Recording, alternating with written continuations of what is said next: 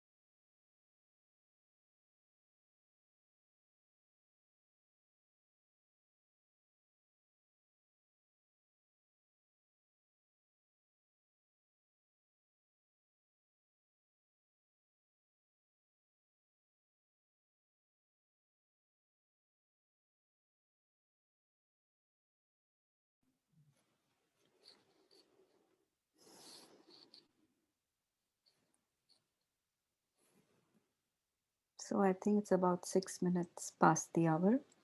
Let me get started now, otherwise, so that we can wrap up in time. So today I will be taking you through the spiritual journey related to the spiritual anatomy. If there are any questions, you can put it in the chat box. Nitesh and Shrikant can see. I will pause a little bit halfway through so that we can take some questions at that time. Or at the end, I'll try to wrap up a little early so that we can take questions then too. If everyone can hear me, fine. Otherwise, put it in the chat box and I will know. Nitesh, all right? Volume okay? Yes, it's all right. Yeah. Okay, thanks. All right.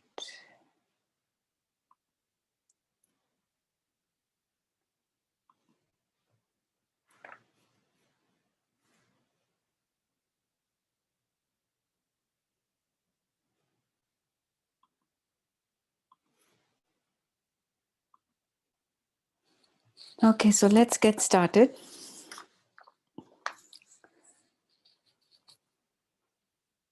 So when we are doing all the heartfulness practices, we are meditating, cleaning, saying our bedtime prayer and attending group meditations, individual sessions. So from a spiritual perspective, where is this journey or evolution happening? To explore this further, we have to understand the human makeup. The human makeup consists of 3 bodies. You can see the physical body, the outermost body, which we are all familiar with, the subtle body, which is the energy field, and the causal body. The physical body, as I said, we are all familiar with. It is associated with matter, and it has a set parameters in which it evolves. Depending on our genetic makeup, we have a certain skin color, where we are born, our height and everything. And the human evolution takes place over eons of time, right from caveman to what modern man looks like. We have seen that, we have studied that. So that's the evolution. It's very slow. In our lifetime, it's very marginal. We can become fitter, we can become more healthier and things like that. Then coming to the causal body, this is what we call the Atman, or it's called the soul. It is the very cause of our existence. It is unchangeable, immutable, and does not have any end. So there is no evolution even in the causal body. Now this subtle body, which is called the Sukshma Sharir in Sanskrit, known as the astral or mental body, It is associated with energy and vibrations. We call this the heart mind. And the spiritual evolution has to do with the purification of this subtle body. Any process of self development, whether psychological or spiritual, it is related to this subtle body transformation. Now, these three bodies are present in a mineral stone. In minerals, they're very closely tied together, don't have much freedom. In addition to that, we can see in the subtle body, there might be little different in their vibration. And depending on the extent of the vibration, we classify these minerals as different metals like silver, gold, and all. So, though these three bodies are present there, they are absolutely fused. In the plant kingdom, these three bodies are also present, but a little bit more looser. Have you ever observed that, how the flower opens up to the sun? And even the mimosa plant, when we touch the leaves, it's called touch me not or lajvanti. When you touch the leaves, it folds off. So it's sensitive to touch. So that's an example of how the subtle body of the plant react. Still little loose, but not that loose. When we come to animals, there's a greater separation. And in human beings, these three bodies are very loosely connected. Among human beings, there are also differences in separation of these three bodies. And the three attributes, especially in the Vedic philosophy of tamasic, rajasic, sattvic, are based on how loosely or strongly these three bodies are connected. For example, let's talk of a sattvic person. The subtle body is very free. You see them very calm, very wise, that kind of feeling you get. Whereas a tamasic person is more stone like, where the subtle body is much more, all the three bodies are much more closer, just to give you an idea. Another example could be a person can have a very well developed cognitive capacity, but another person has a limited mental capacity. So these are all the differences in how expanded or how loose the bodies are and what is the energy field in the subtle body. So at the level of subtle body, we have the absolute potential to evolve. So our focus today will all be at the subtle bodies. Now, the subtle body is a vibrational field, like I said, the heart mind field. And depending on how we manage this field, it can be either totally turbulent, complex, full of lot of thinking and complex network, or it can be very calm, still, peaceful. So, all our heartfulness practices play a vital role in giving us techniques to regulate and purify the subtle body field and to bring it to clarity, peace, calmness, for which we all practice. Now, there are four main functions within this vibrational body, vibrational field, so to speak. They are consciousness or chit, ego or ahankar, intellect or buddhi, mind or manas. Now, all these four work together in an interactive way to make up what we know as mind. Of these four, the consciousness is like the canvas on which the other three, the ego, intellect, and mind, have its existence. So it is in this consciousness the play of the other three bodies, namely mind, intellect, ego, occurs in our daily practice. So, just to let you know, what is this mind? This is the thinking capacity that we have. Daily we are thinking and we have thoughts and all. Intellect, we are familiar with, it's buddhi. Intellect is when we utilize our discriminative power, whether we are doing this in your education, in your job, And ego is ahankar. I'll talk about it in a little while. But just to note that these three bodies are, the play of these three bodies occurs daily in our life, and it is on this field of consciousness. And our whole practice is geared to evolve this consciousness.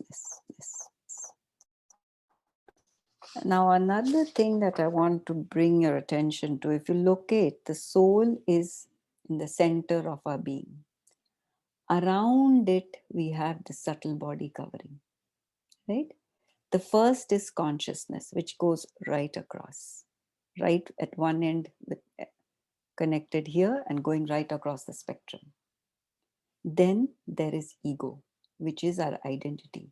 So it is also deeply entwined with this individual soul. Then comes the intellect. After ego, it comes the intellect, which allows us to discern and make choices. Then at the surface level, we have the manas, we have the thinking function of the mind at the surface level. And then after that is the mind is very closely, thinking faculty is very closely associated with the physical body, which is our outermost layer. If we notice, it is always the subtle that supports the less subtle as we are going from center to outward. The soul is the subtlest, followed consciousness, then ego, intellect, mind, and finally the physical body. Hence, I've placed it in this origin in order so that we can just appreciate um, the subtlety of each body. Now, let's talk about this each subtle body. What is happening there? So, meditation regulates our mind. Otherwise, we are like pulled in different directions, different channels, multiple channels, and we have a weak mind. And this consciousness evolves due to a regulated mind. Now, according to Swami Vivekananda, consciousness is like a thin film in the center. Below it is the subconscious, above it is the superconscious. So, what you can think about consciousness is it's like land. Like imagine it to be a land. Subconscious is the vast ocean, and the superconscious is another vast body like the sky space. So, our consciousness, from what we are at our present awareness, has to expand both ways, and we are to transform, evolve to this divine consciousness. So, as we evolve, our consciousness expands both ways. For example, cleaning is the technique which removes the deeper impressions from our subconscious. And what happens from when it removes? If you recall, when we did the cleaning session, uh, the deeper impressions came up from the subconscious, impacting our conscious level. So when we do the cleaning, the impact of this is felt in our conscious state. And this is not a one-way street. The subconscious to consciousness is not a one-way street. Whatever we in turn, the consciousness can also impact the subconscious. And how is this done? Whatever you seed in the conscious mind, like we say a prayer, we make a sankalpa, and repeatedly when we do this daily, that goes and settles in our subconscious. So we have planted a seed in our subconscious, which is going to manifest in our conscious life. So do you see? Whatever we consciously think, we seed the subconscious only later to see it manifest in our conscious state. Okay, so now our consciousness also expands to superconscious level. And when does this happen? This happens during meditation. If we are meditating after doing sufficient cleaning before, if we are regular with our practice, after some time, if you've been meditating for a while, you start seeing getting deeper and deeper into your meditation. Now, these are going into now superconscious level. And if we continue to remain in meditative state, our consciousness evolves to a new height. So, whatever you get in your deep meditation and you take it out, imbibe it, and you keep it in your meditative state during the day, what happens? So then today, whatever today's superconscious state or whatever you experienced in meditation becomes tomorrow's conscious state. So our conscious level itself has risen. So we expand in both ways this way, going deeper and deeper into meditation, getting our consciousness more and more expanding into our superconscious states, which becomes our new normal. And our subconscious is clean, and we are tapping in there. We are keeping a, what should I say, like a storehouse of all positive thoughts and all things which are needed for our growth. So how we can utilize this? So then what happens to us? This consciousness expands both ways. And then we can tap into infinite human potential, or in other words, the vastness of our heart. We've always been told, right, that man is working only with best at the most when he's very intelligent, maybe 7, 10%. But average man is like working with only 5% of the capacity. But if we tap into this, then you can see how we expand. The next function, next subtle body that we are going to discuss is mind or manas, the thinking function. It is the function of thinking, contemplating. So, in heartfulness, what do we do in the meditation? The first step, what we do is we bring the mind from the many thoughts to one thought, right?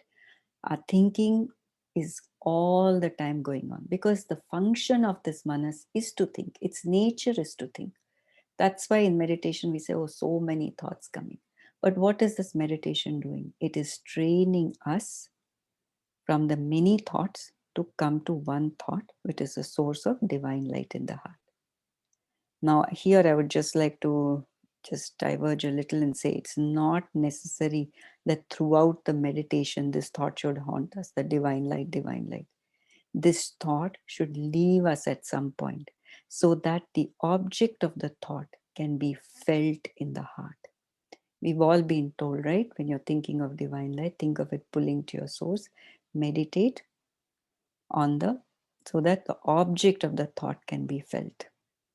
And if all we do is think on this one thought throughout the meditation, we've all experienced you'll get a headache and consciousness will not expand.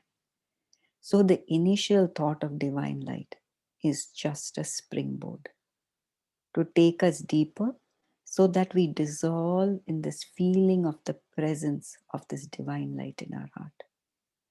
So, can you see for the simple practice of meditation, where we were thinking of all the time, distracted to so many thoughts, we anchor it to this source of divine light, and slowly, slowly, we just dissolve into feeling the presence.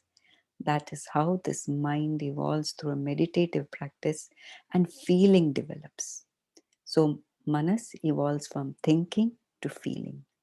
And eventually, of course, we go even beyond a feeling state to a being, and from being to becoming. And finally, from this unbecoming, we to go to unbecoming to merge with the absolute state of existence. So we see how our practice helps from thinking to feeling. The other subtle body is intellect. Intellect in this process of meditation, once we start diving deeper, the intellect starts becoming more and more heart based. It evolves into a state of wisdom. And we start getting intuition, inspiration that develop. And the first thing that we do is with our meditation, when this intellect develops to a deeper level, we start listening to the signals of our heart. How many times, we say, oh my God, my heart prompted me to do this. Sometimes we are not even aware why we want to do this, but somehow you're being led. Those are the first faint signals that we get after practicing meditation for some time. And the spiritual practice of prayer helps us to move, especially when we pray at night. It helps us to move from this, or allows us to evolve from this intellect to wisdom. And how does it do it? Because prayer takes us into the heart, connecting us to the source. where we are able to let go of any mistakes we have made, deciding not to make the same mistakes again. So once we come from that space where we are praying, so the intellect starts becoming a wisdom. It starts becoming wise and saying, okay, this I have to let go. This is what I needed to do. This is what didn't should have done. And that makes us develop a little bit of wisdom, and we go deeper and deeper. And then another thing that happens, we become wiser when we want to change. Because the first thing that comes is, okay, I realize there is something that needs to change. You're using your intellect for that. And that is itself the beginning of wisdom. We want to change and then we seek help. And when this attitude is developed, when we do this contemplation that I want to change, I need to change, and utilize your intellect to this, that's when wisdom flourishes. And we can practice this and see this, you know. So the last one is ego. I don't mean last in the order, but this is what I'm talking of, so that we've covered all the four subtle bodies. The ego. Now, ego plays a very vital role in our expansion, whether we are going to expand or not, whether the expansion or evolution of consciousness occurs depends quite a bit on our ego. It is very essential for this evolution. It is an active function of the mind, the doing and the thinking. And we need it in every aspect of our daily life. Even for me to give this presentation, even for me to have food or drink a glass of water or move the chair, if ego is not there, I will not be able to exist. So even to have this craving to evolve, you need that ego. It gives us our identity. It is the activating and initiating force. But if it is used wisely, it serves us well, like any other resource. But what happens with ego? It is often misused. When ego is used for selfish purposes or any other reason, we really become arrogant and full of self importance. And if this trend continues, the consciousness contracts. And more on this trend, it becomes stone like. Whereas if we constantly refine ego, this consciousness develops very rapidly. So, what do we mean by refining ego? It is to develop this humility. The more humility we have, the less egotistical we become. All the spiritual guides have given so much importance to this aspect of character formation.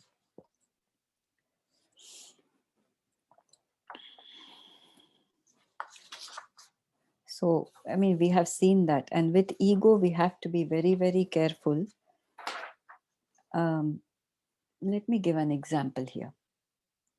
Ego, when we are trending towards the arrogant side, I think most of us have seen, right? When people like think, oh, I'm so great, I've done my job well, and you want to beat your own drums. We've seen that quite a bit. But I would like to bring our attention to the other form of very subtle ego, which people don't realize one have. They're all the very soft spoken. Um, they think they are good. When we think we are good, that's another form of ego. And that is so subtle for someone who's so helpful, so understanding, and everything. As long as that does not enter deep into our subtle bodies and sits in our subconscious or anywhere, it's okay. Otherwise, that can also be a bar to our evolution of consciousness, because we feel we are so good, we can take care of it. I'm a good mother, I'm a good spouse, the project runs on me, I really work hard. So things like that. Watch out for both the sides of the ego. The arrogant one, or where we saying I'm so great, is more common. We've seen that more. But over the years of meditation, I'm seeing the subtle ego is also there, and that also needs to be worked upon. There is no wrong in saying that if you are a doctor, say you're a doctor. If you're not, don't say it. It's when we pretend to be what we are not that we run into this trouble with our ego. So the spiritual teachers, they really value this quality of humility, and it must be maintained, whether to And the thing is, this humility must be maintained right across board. I am the same, whether it's a child, whether it's a stranger, whether it's my colleague, whether it's an adult or old person, I am same. That helps us in sublimating this ego and maintaining it to the level it should be maintained, because it is very much needed also in our evolution. So, the philosophy here is that there is nothing wrong in thinking yourself to be great, but always think that the other person in front of you is greater.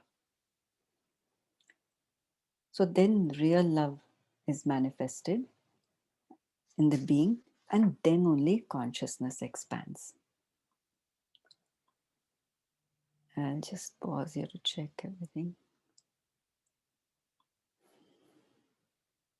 I will take questions at the end. Let me just go back. So, just to wrap this up, Buddhi, Manas, and Ahankar evolve through spiritual practices. And when this consciousness is able to expand and evolve, it makes our subtle body purer and simpler. And with purity, what happens? Our logo says that so beautifully, right? Purity weaves destiny. So all these subtle bodies are in our, it's almost like an energy field. If you dissect us, it's like, your feeling of love. You dissect a heart, you're not going to see love there, but it's a feeling, right? So this is all like the energy field in between our physical body and that which gives us life, our very existence, the soul. So in between this is the subtle body where all the spiritual work happens. So now I'm going to move on to give you a brief idea of the actual. So let's take this subtle body even further.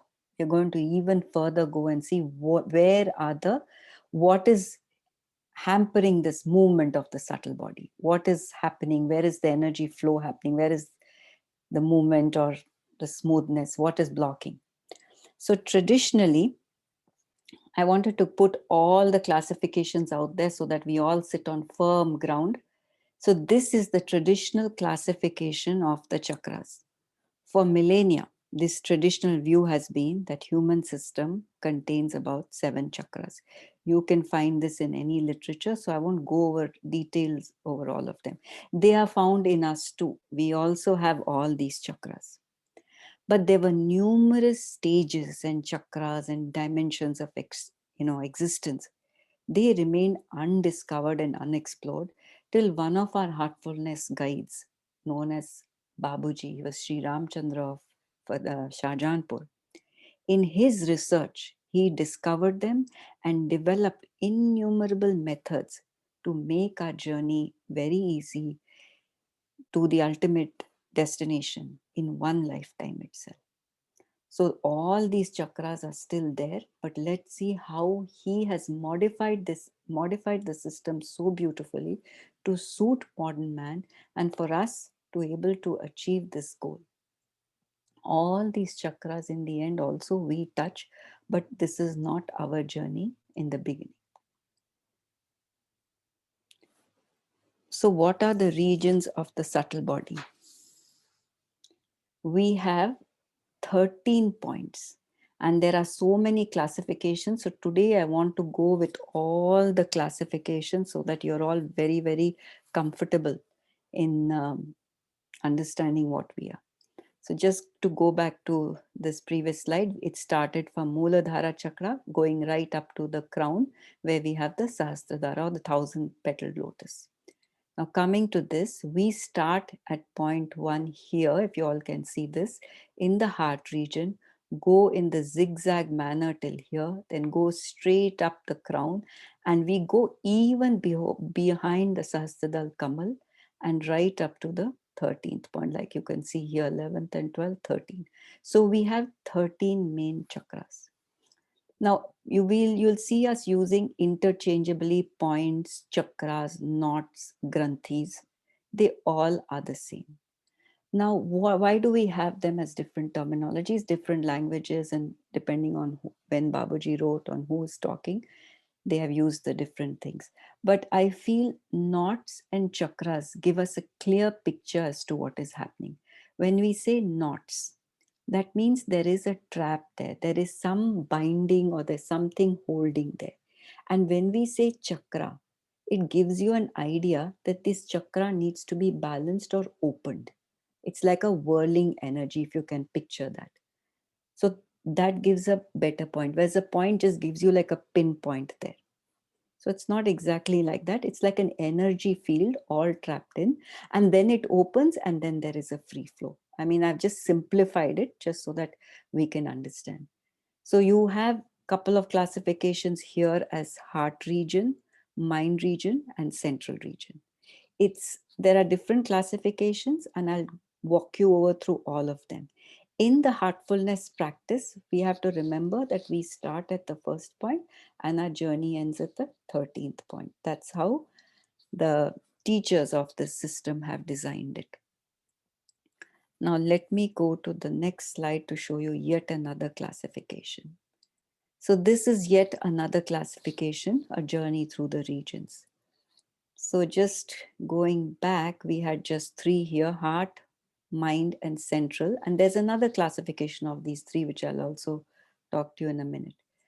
This classification is what we are using currently, as Daji is using this one. So I would focus on this one more. But in our literature, if you read books from Babuji, maybe some of Lalaji's books, you might come across a little different variation. They mean the same thing. If you read, you'll understand. But I just want to put it out there so that we are all on the same page with this. We start with the heart region, and the heart region has 5 points. And then we move to the cosmic region, the Brahman Mandal, and then Brahman Mandal is B, then the paracosmic region, and then we go to the Prapanna, Prapanna, Prabhu Prapanna is here, Prabhu, and the central region. So previously from B to E almost was mind region D. So just so that you don't get confused, remember there is heart region, there is mind region, there's central region. Heart region is pretty much going to be defined. That's what we'll cover today. And I will cover the mind and the central next time. But the mind region is further divided into cosmic, paracosmic, Prapanna, Prabhu Prapanna, and Prabhu. It starts from 6th point and goes up to Prabhu 12th point. In this range, it's not exactly similar. There's some overlap in the region of surrender and the paracosmic region on some points, but I'll go over that in detail when I cover the higher regions.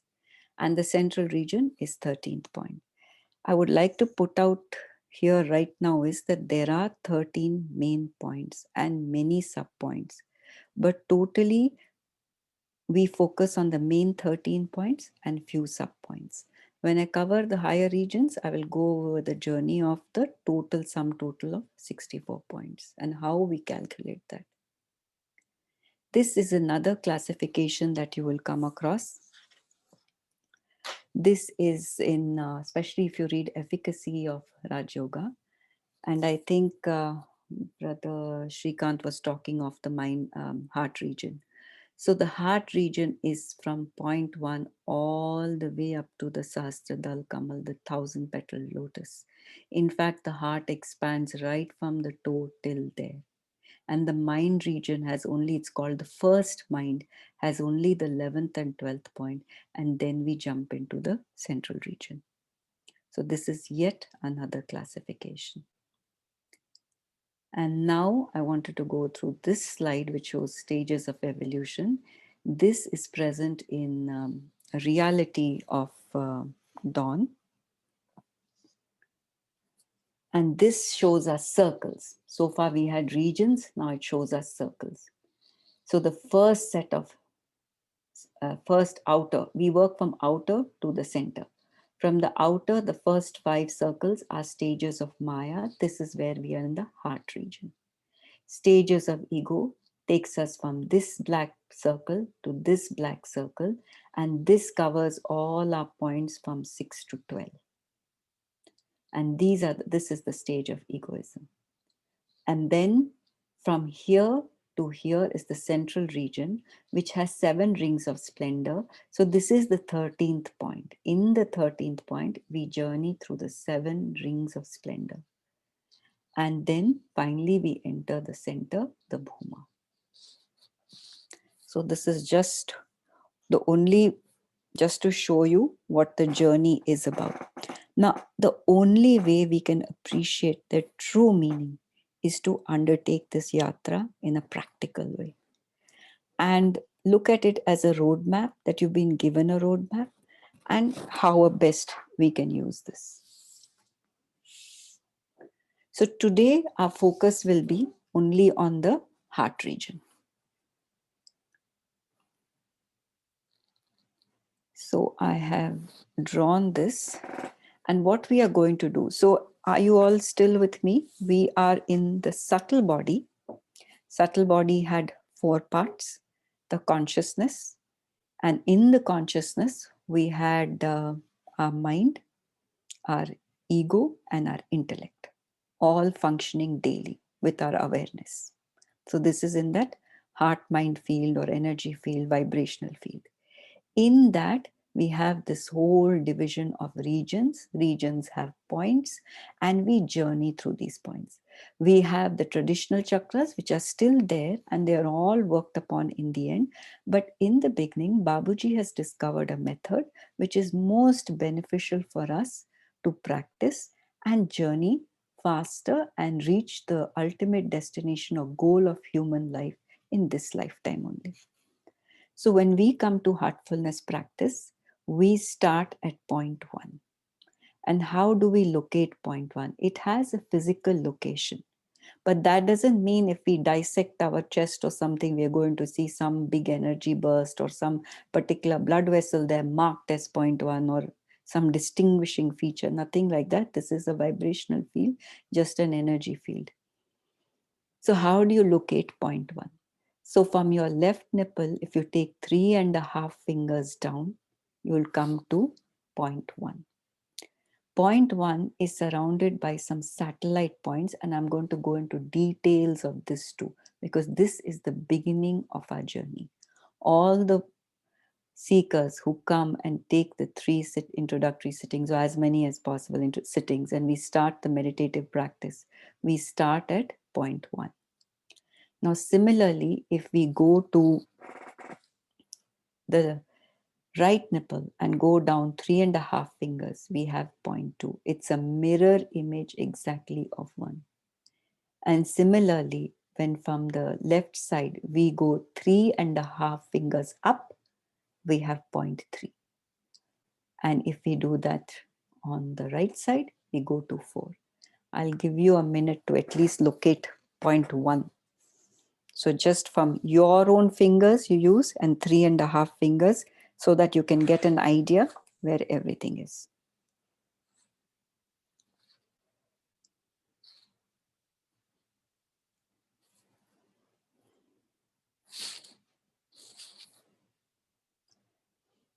So from the 4th point and from the 3rd point, if we draw this triangle which is here, and this side 4 to 5 is equal to 5 to 3, then the point where they meet at the base of our throat is the 5th point. So all these 1, 2, 3, 4, 5 is the journey of our heart region. It goes zigzag. We go from 1 to 2, 2 to 3, 3 to 4, and 5. We don't actually stay at 5, but from 5 we jump to the cosmic region. But today we are limiting ourselves to the heart region. And the only way we can appreciate this journey, the true meaning, is to undertake this yatra practically. On the contrary, we can also embark on this path without a map, keeping it aside and verifying it from time to time. Yes, am I moving right in the right direction or not? It's entirely up to us.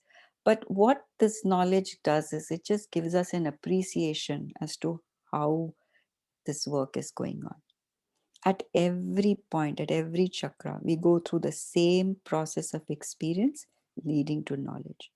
Initially, upon entering a new chakra, the experience feels a little foreign, uncomfortable, pretty much like you move to a new place. It takes time to settle in this new home, and we do require a period of adjustment. It is necessary how to navigate this space. Takes us some time to settle in this new spiritual state. Gradually, we become familiar with it, and then we start enjoying that. And once we do that, then we start eventually merging with the condition prevailing at each point. After some time, we become so one with the qualities and characteristics of each point. And I'm going to go in detail with each point and what are the characteristics at each point. These characteristics, when we become one with them, they become our very own. This process culminates in a state of being almost identical with that chakra. What does that mean? It means that there is no distinction between the condition of that point and my own condition. This new state of oneness that we assimilate, something in total, what happens then? And we are not separate from that, right? So we do not distinguish, like suppose I'm at point one and this oneness I've assimilated to so much, I've imbibed and enlivened, and the AEIOU, I'm complete in union with that. There is no otherness now. That also disappears. It is no longer separate from us. And hence, we are no longer observing it from the outside. So it fades from the view. We can no longer appraise its quality and appreciate it in that way. So, from our perspective, it is simply evaporated. And this is called negation. So, at each chakra, one, two, three, four, we'll go through all these. And these stages are referred to as, there are Sanskrit names for them, and I'll share that with you. Unfortunately, I didn't make a slide for that, but bear with me. It's called Salokyuta. That is when we enter into the chakra. The first time when we start feeling point one, that is called Salokyuta. We have come to that. Next, we develop Samipyata, which means developing nearness and closeness. How is this done? By regular practice. By regular practice, we start developing, okay, what's happening here? What am I feeling and how we are imbibing? Sarupyata is identicality. After entering and securing nearness, the merger starts happening. Layavastha or merger starts happening. And the feeling of lightness is very evident when this is happening. And then we go beyond this merger, which is Sayujata. After total uniformity, then there is no recollection, like I just described, that we have become so one with it that there is no otherness anymore. It is no longer separate from us, and we can't observe it from outside, right? We are so one with that. It's almost like we've gone beyond it and we've negated it. So that is Sayujita. Now, each of these stages is definitely characterized by a specific condition which is unique to that stage. And everybody, each one of us go through them, but not necessarily that we experience it, because perhaps we are not tuned into it. It's pretty much like, you know, where you're driving a car, say, let's take that example. In the beginning, we are like so conscious, right? Like, okay, now I have to put the key in, I have to check the gear, I have to adjust the mirrors. I mean, I'm doing it very, very consciously, each part. Then as we go deeper, some parts become, oh, I'm very familiar with this car. I can take this car and I adjust so easily, I put on the key and all. Then the next thing, we reach another level where, okay, only if there's a lot of traffic, I'm like a little careful and become aware and all. But after really becoming totally identical, so comfortable with it, and we are almost the car and you are one, you are talking, you're handling it's like even peak traffic, you're so comfortable in your car, right? So that is one example. Okay, you become totally comfortable with that space, and it's just back there. You're not even so aware of it. Now you are renting another car. It takes you a few more minutes to be comfortable with that, right? So once we get comfortable with that, it's like if you see the younger consultants, right? When they travel, initially when you are renting cars, it takes a while. But once you're a pro, and I'm sure some of the brothers and sisters on our call are consultants and they're pros. Any car, any make in the middle of the night, they're at airport, they're so comfortable picking, starting, going. So when we start journeying through these points, we become that comfortable. We start knowing, okay, this is a new place. It's okay. It'll take me a few minutes to adjust. I'll get comfortable and my journey will go on. So I just wanted to share that example with you. So what happens to a seeker when we're going through all these chakras?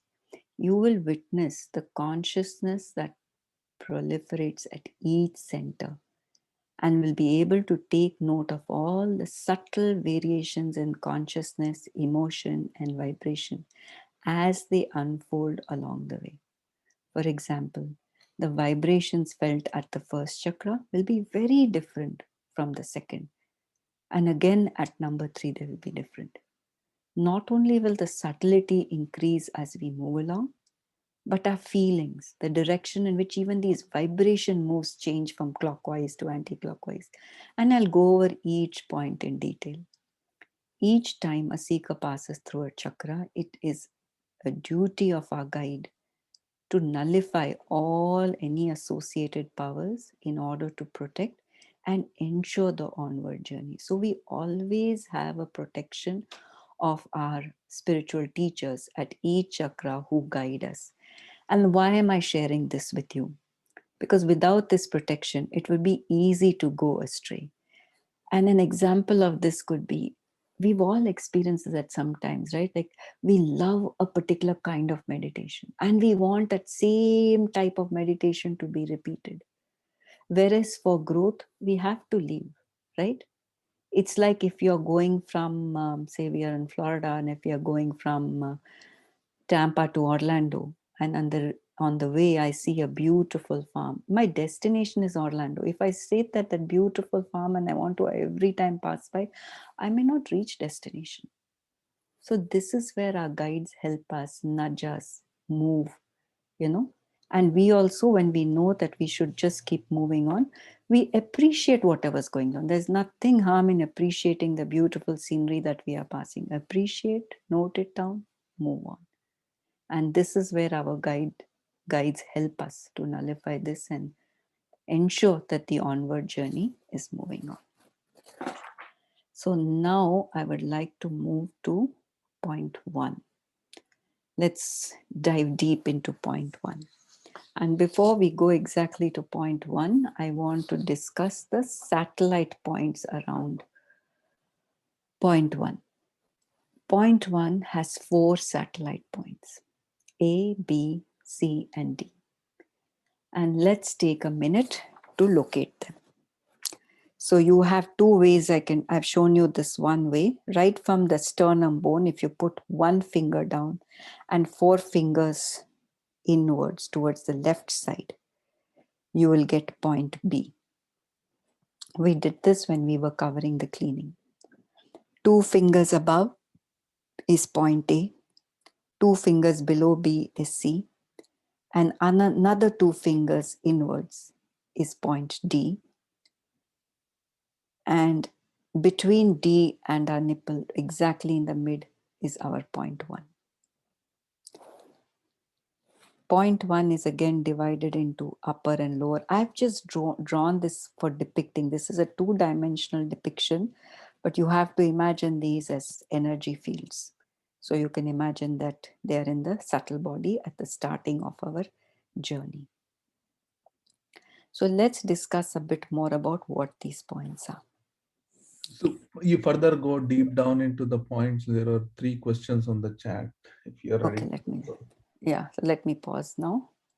And okay, 1 second. All right. So which questions do you want me to take firstly? So, and first Kishore said he's not getting the audio, but we all can hear it, Kishore. Okay. Okay, so that's one. And then, so let me start from the first question. Okay. What is meant by expansion of consciousness? That's a very good question, Padmaja. So For right now, let us think of it as our awareness deepening and an understanding going higher. We will be covering the whole consciousness in one whole session, right, Shrikant? Yes. I'm correct? Yeah, Right. because we really want you to understand this. For right now, I will just give a short answer. Like, just think of it like you becoming very, very aware in the now, in the moment. How we will be absolutely tuned in. What is happening? That. Does that answer, Padmaja? That keeps increasing. Shrikant, you want to add a short answer to that? Or I'll just keep it short right now. Right? No, that's fine. I mean, that's a Yeah. very good answer. Yeah. Yeah. So, And Kishore, what is his question? Next one, go on, Shrikant. That way you can see it. That way I don't. so Kishore is asking, is there a way to know if you are developing such subtle ego? Are we aware of it? That's very interesting. See, like I said, when it is on the other spectrum, when it is like when getting arrogant or, like, what should I say, like common terms in a very common language, we say we are boasting about something. That's definitely a play of ego. Now, subtle ego is more difficult to observe, but we can observe.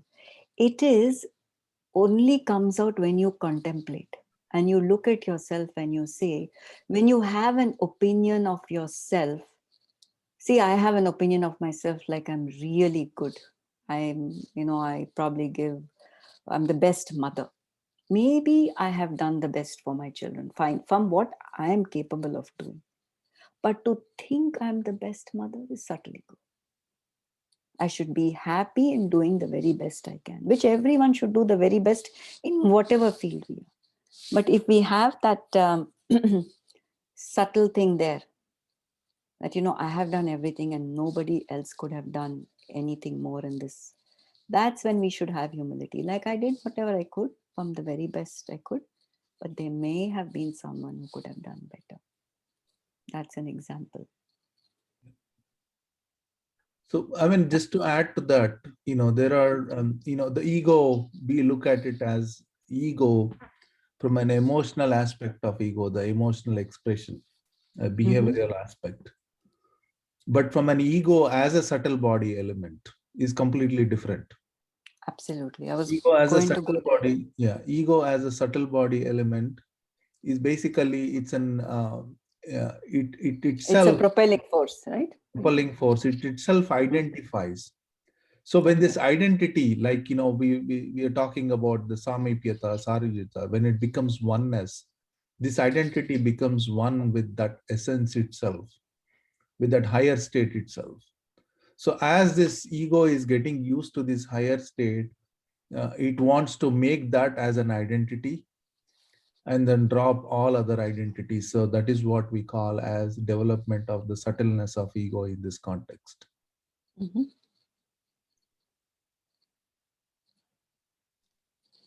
There is another question from Sharada Murthy. Okay. Can you repeat chakra definition, please?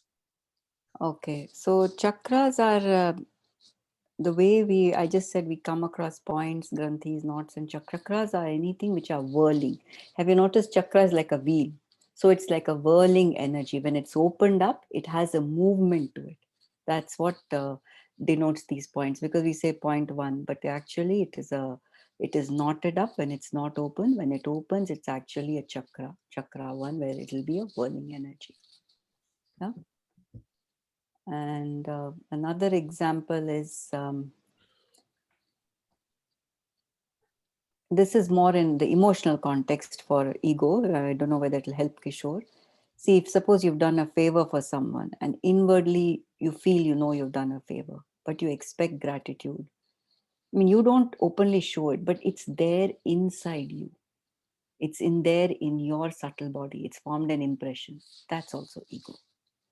And like Brother Shrikant said, this is where we are refining ego as we meditate, because ego cannot be totally removed. It is God given. It's part of our subtle body makeup itself.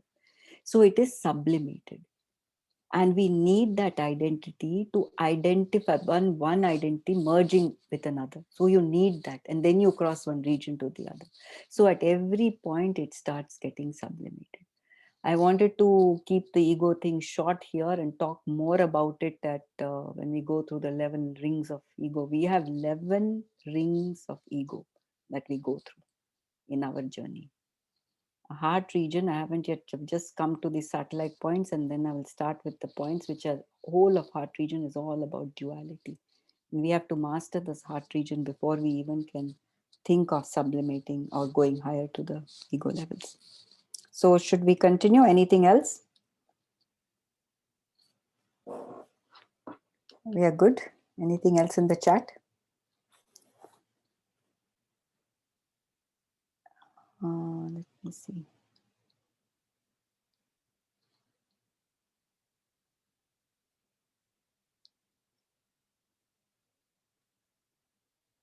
And there is from is super conscious, super ego, collective ego, or zero, or infinity, or something else. I will come back to that answer. Just let me finish this, and then I will come back to that.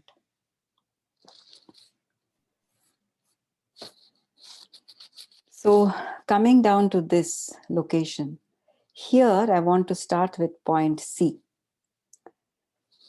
Everything really starts at this strategic point C, which has been our discovery of our present spiritual global guide, Daji. It is the landing point for anything entering our system.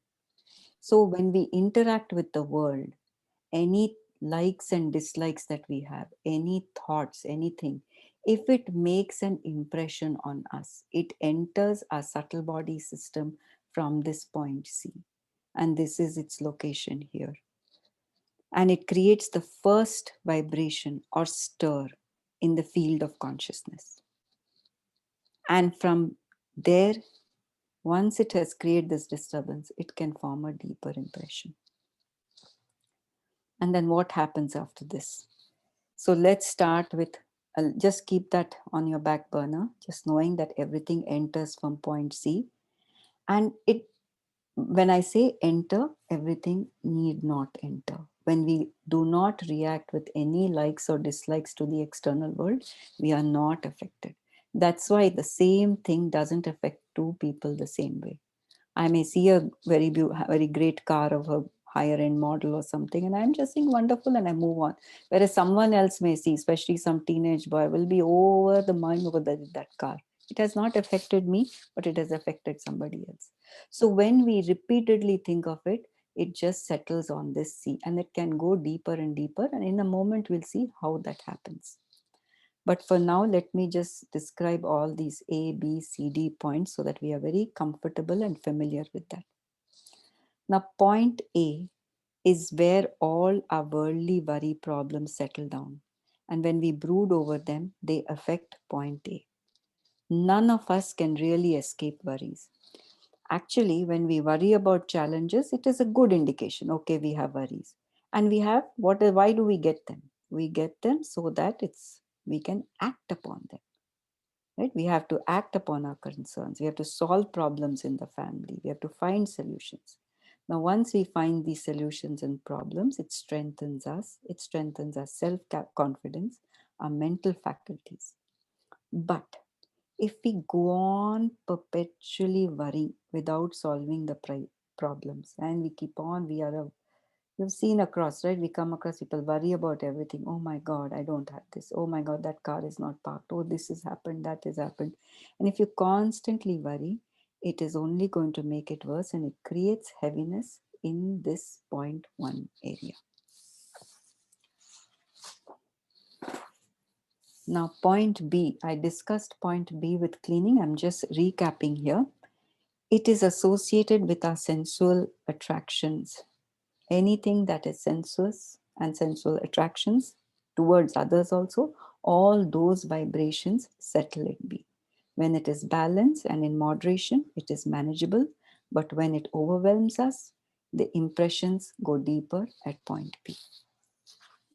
Now, point D is the point of guilt. And another emotion that creates deep impressions in us is this guilt. It is perhaps the heaviest impression we can form. It can arise of something we did, and it can also arise of something we did not do. For example, if you were supposed to have helped someone, the classic example is, say, of a doctor. When a doctor was to attend a patient and says, "No, I'll come back later." And when he comes back later, the patient is no more. How would he feel? He carries that burden, right? Someone asked for my help timely and I didn't give it. I said, "No, I'll get back to later." And that is person no more there.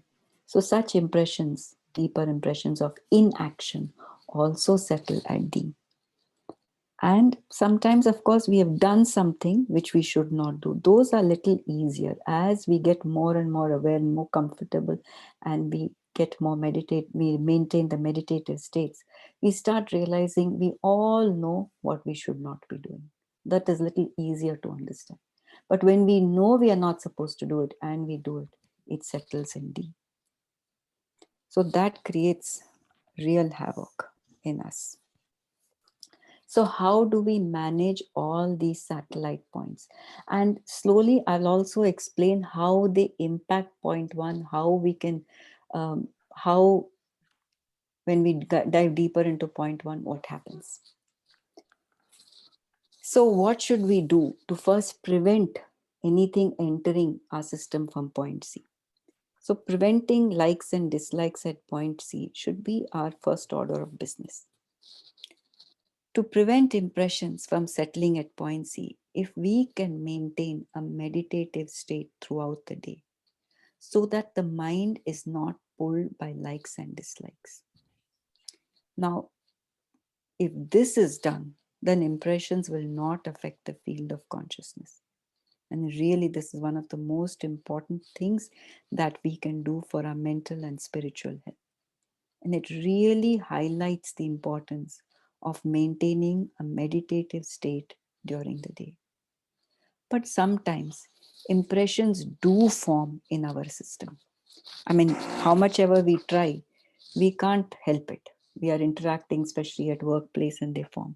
So we already discussed, we have some few cleaning techniques, right? Before they settle deeper and enter our system from point C, just do a spot cleaning. Let them just go away. Or that evening's cleaning, do it very diligently. Let it be removed. We have various heartfulness practices. If we are helpless, we can always go to a trainer and take a session and get rid of it. So first, of course, is being meditative. That is the ultimate. So we are alert. So what I would suggest is for your this week, if you all focus gently, don't make it an obsession, but gently focus on point C. See what is affecting you throughout the day. Be alert. Brush it off there. And then note down in your journal and see how you feel.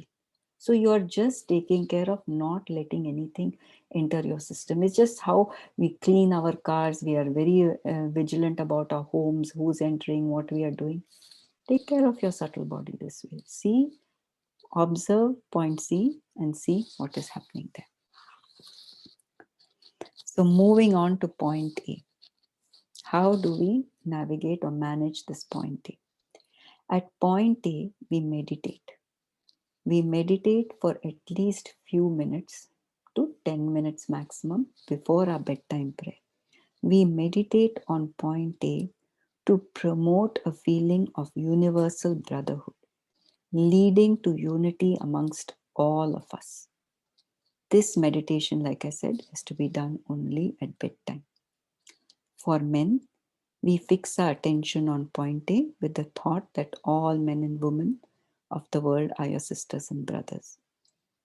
And we have to believe this to be true and practice this wholeheartedly.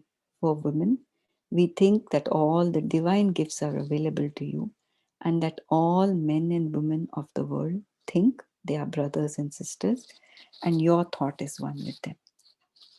You need to introspect on this and meditate on the feeling, and it will give us a deeper understanding of how this masculine feminine complement each other, how this idea of one humanity will become a reality. All the resentment, the competition, the jealousy, conflicts, possessiveness, how dislike of people will all be removed. It is a very, very effective tool to manage worldly worries and brings oneness. It's important to develop a very higher consciousness, and we'll go over it later, and to gain access to higher consciousness. So what I would like to do here is meditate on point A. I'm going to take few minutes and I'm going to guide you through this point A so that we get this right. And then I can go to, I think we have some time. Yeah, I want to finish at least point 1 today. But I want to start and I want to go through this point 1. So if you all sit comfortably, take a minute to measure where point 1 is. We have two ways of going there. From your right nipple, 2 fingers to the center, and 3 fingers down is point A. Sorry, from your left nipple. From your left side, left nipple, 2 fingers towards the center, 3 fingers down is point A.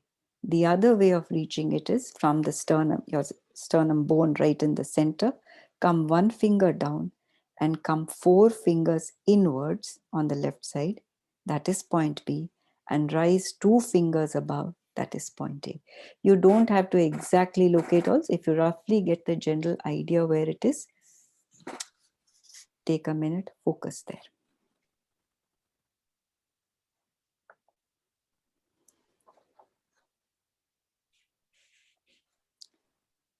So now for all the brothers in the call, you will focus on the idea that all women and men of the world are your sisters and brothers. Focus on this thought, hold this thought gently and meditate on it. Meditate on the feeling and dive deeper into it. I will prompt you when it's over. All the sisters, you will hold the thought that all the divine gifts are available to you and that all men and women of the world think they are brothers and sisters, and your thought is one with theirs. So the only difference is we're all thinking all our brothers and sisters. The women add one more line, think that all the divine gifts are available to you. Brothers don't think that. So if you start now, I'll prompt you at the end of 5 minutes.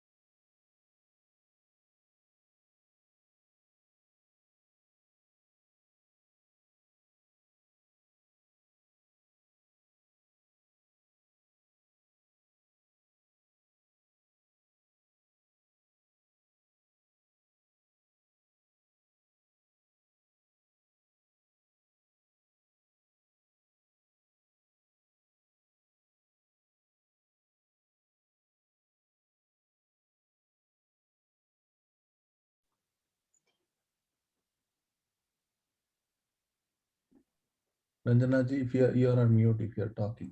Okay. Okay. Whenever you're ready, you may open your eyes.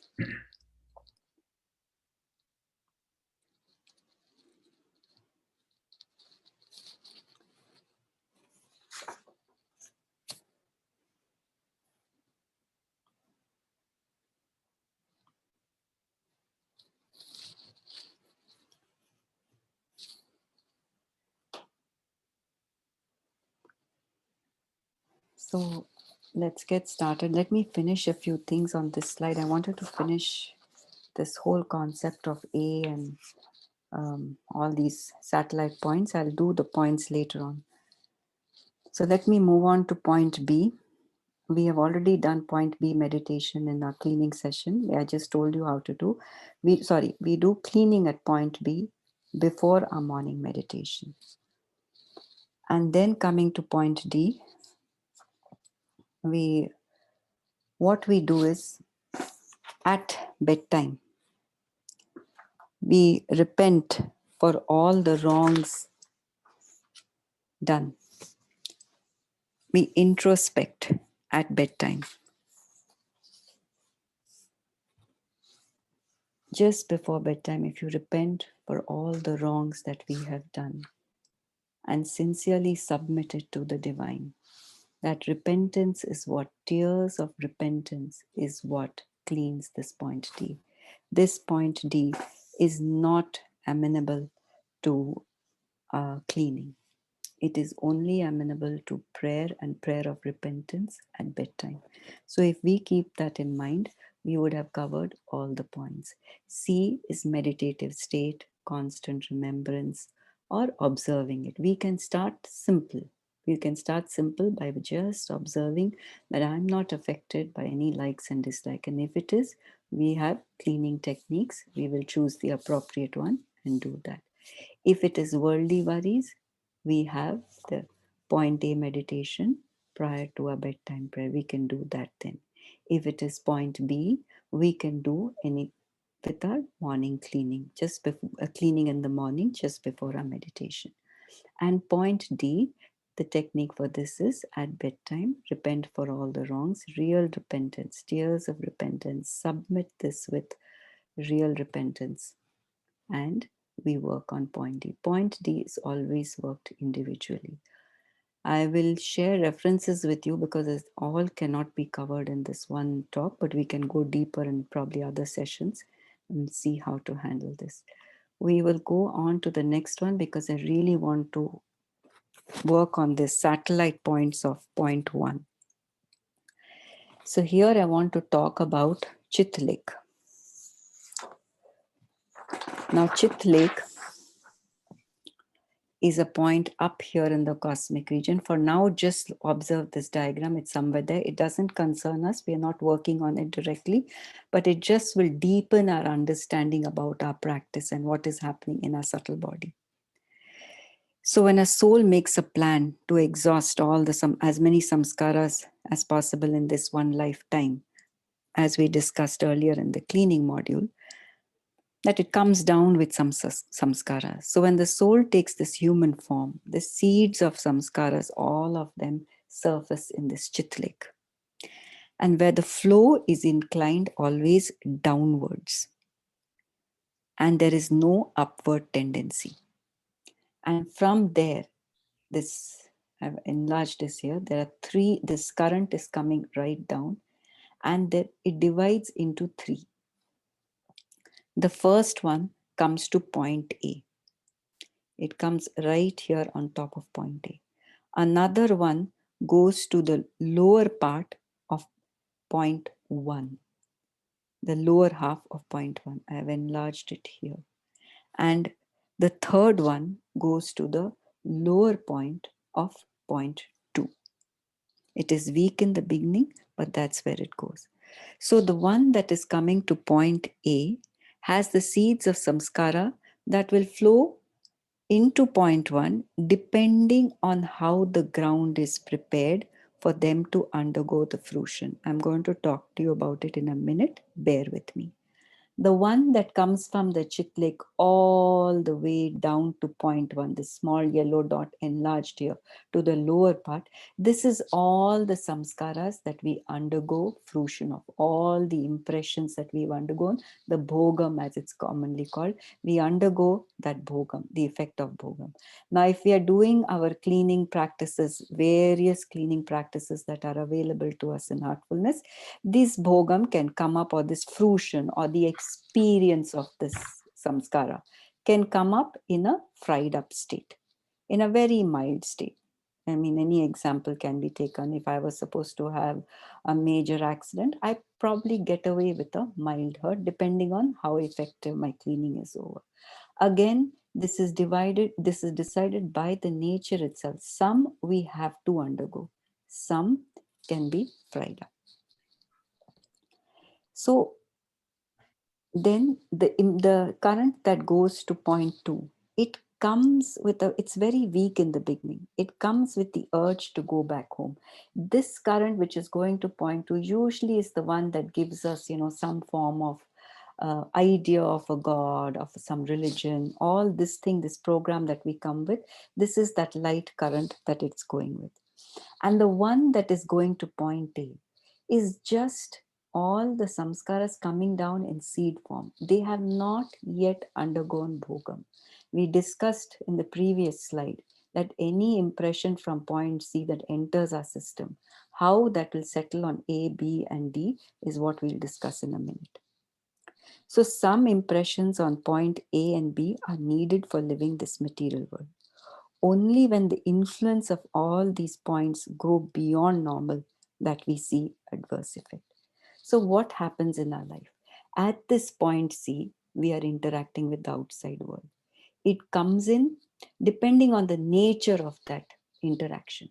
If it is very sensuous in nature, it will go in and settle at point B.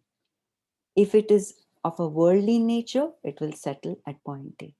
And if it is of guilt nature, if we are guilty about it, it will settle at point D. I will talk about that in a minute, but what's happening to this current? What is this current that is going to our Atma Chakra or point 2?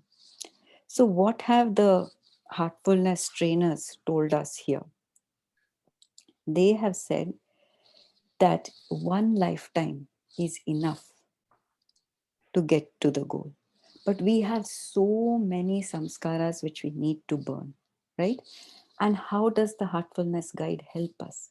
It is his willpower, right? It is the willpower of the heartfulness guide which diverts this current into point 2. So all that was going to enter either point A or point 1, the lower part of the point 1, is diverted to point 2. This current is very weak in the beginning. It's just giving us the idea or the memory of our journey back home, or an idea of there's a higher being. But once we start the heartfulness practice, this current can consciously be diverted to this by the spiritual guide. We don't do it. What do we do as abhyasis?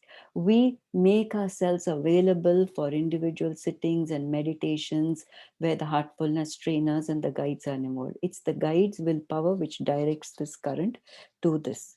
And what happens here? It dissolves. This point 2 is like a furnace which dissolves these samskaric seeds which are coming down from this chit lake, which we have come into this birth with. So we burn the samskaras. And this is done by us with a guide. Not all samskaras. Some we have to undergo. Some come down to point A and wait for how we evolve. What is our life? We are incarnate, right? So we have to live life. I cannot say, oh, I don't want to form any samskaras. Let me go and sit in a hole where nothing, no interaction, there's no possibility of me having likes and dislikes. That is not what life is about. When we are incarnate, we have to live life. But how do we live life? We live life by guiding principles. I won't be able to talk of guiding principles. Any one of you can read the maxims, the 10 maxims, and they have a lot of guiding principles there. So leading, doing our practice regularly, watching out for what our likes and dislikes are, how we transcend them. So being very careful what enters our system. So our guide is doing his part by taking off some of our bogam. Some we are definitely going to undergo, maybe in a fried up state. But we should be very careful of not forming. So how do we live this balanced life? Let's look at this slide.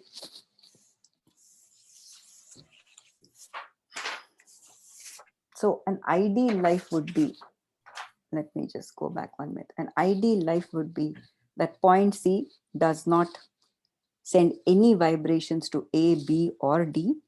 The soul continues with its life, with its program, what it's come down with. It journeys through life from childhood to adult to old age, gives up, gives up its body, attains liberation, exhausts all samskaras as planned, and gone back to the higher, brighter world. But life is not as simple as that. So now let's come to this. So what is happening here? So I said, like, it's not that simple. We take birth, we keep on adding wishes and start creating impressions. Now, various kinds of seeds descend into point A. And it comes, now, which one of these seeds comes to Bhog? It depends on what is the vibration generated at point A. And how is this point A influenced?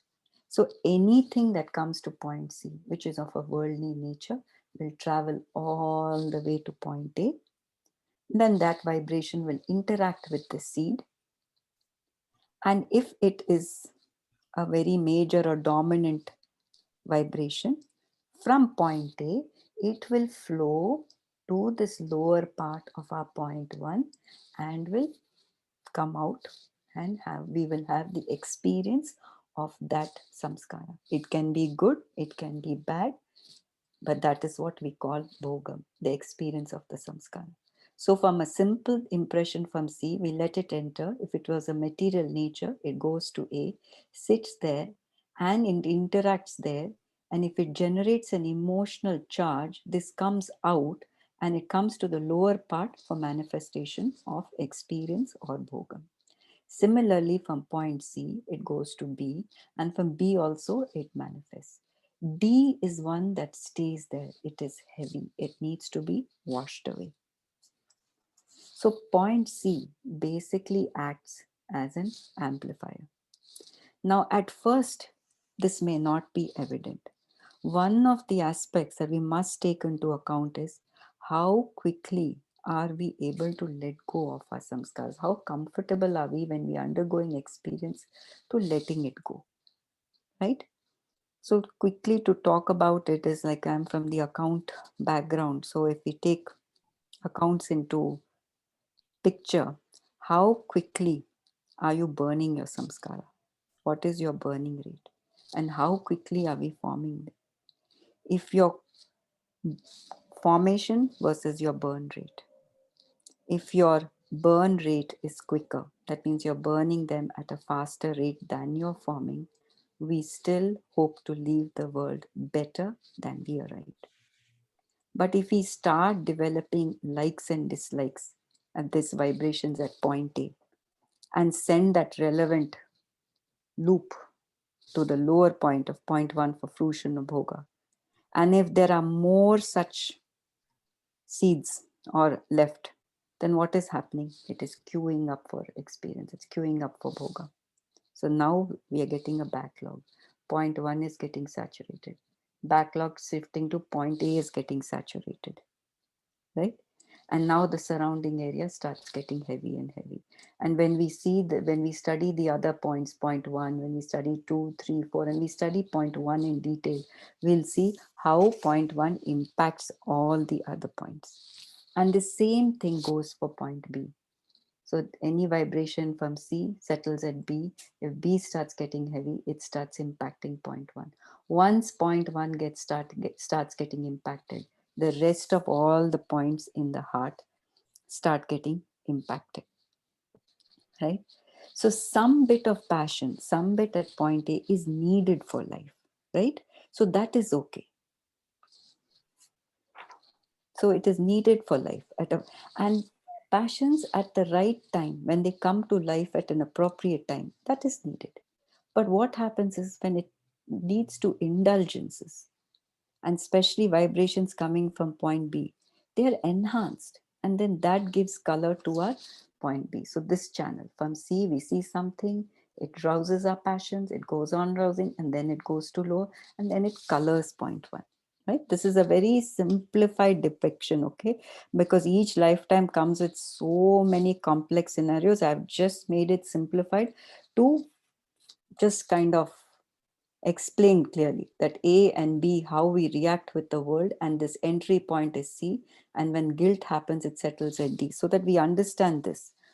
But all our practices of heartfulness have taught us how to help get rid of this load quickly as possible, either through our daily cleaning, so that now we really understand how important our cleaning becomes. It burns up the samskaras that we accumulate along the way. The guides work through the chitle cleaning diversion and burning of the seeds itself from the source. So it is very, very important that we understand this. All I want to share here now, another thing is point B. Vivekananda said point B is where the mind is the lowest, and point A is where at its finest, provided we do what is recommended. Otherwise, we have fate instead of forming our destiny. So I think I'm going to stop here because it's really long, and I will take questions now for a few minutes. So let me stop my share and I'll take questions. I was hoping to cover all points, but I haven't been able to finish that. One Any question questions? is, how is meditation on point A different with 9 p.m. universal prayer? Very wonderful question. Very wonderful question. I mean, universal prayer is also a meditation very much like point A. The only subtle difference is when we are doing the universal prayer, and I would like everyone to look at this from an experimental point of view. Experiment it, experience it, and feel for it. According to Daji and also what I've experienced is when we do universal prayer, our faith and all our sisters and brothers' faith develops. Faith in what? Develops in a higher source. And we are all linked by that faith. Pretty much same as point A meditation. But faith develops there, and we are linked with that faith. When we are doing the point A meditation, we are recognizing the oneness of the entire unity. We may be different, we have different samskaras and baggages, and we are working towards that. But we come together with an understanding that there is one source. And we also appreciate why the divine has made a female and a male form. What is this feminine and male principle? What is this Purusha? What is this Prakriti? What is this Yin? What is this Yang? I don't want to go into details of this right now, but what is this is revealed with the point A meditation. So we need to do both at their place. They have a common substratum. It's like, a pyramid. The apex of the pyramid is just one point. Everything leads to that. When we are at that point, what is cleaning, what is meditation, what is prayer, what is love, what is respect, everything merges. But when we are journeying, we have these subtle practices around to take us to that point. I hope that answers that question. Anything else?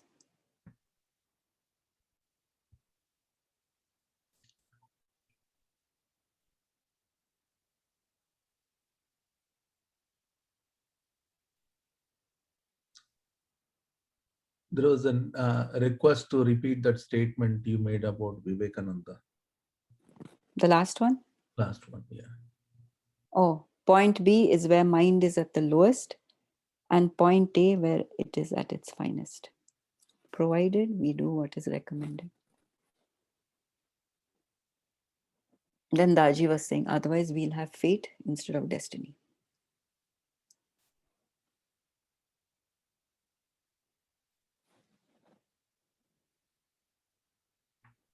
Anything else? We are 5 minutes over. I mean, we can Yeah, we can hang wrap on it up for if a there. couple of more questions, but if there are no questions, we can wrap it up. Audio was not clear. Someone was saying, I thought audio was clear. Was it clear, Shrikant? It's clear to me. It's as if you're standing next to me. Good, good. Okay, then we can close. Nitish, you can close. Thank you, everyone. Appreciate all of you coming. Thank you. Have a wonderful rest of the week. Bye-bye.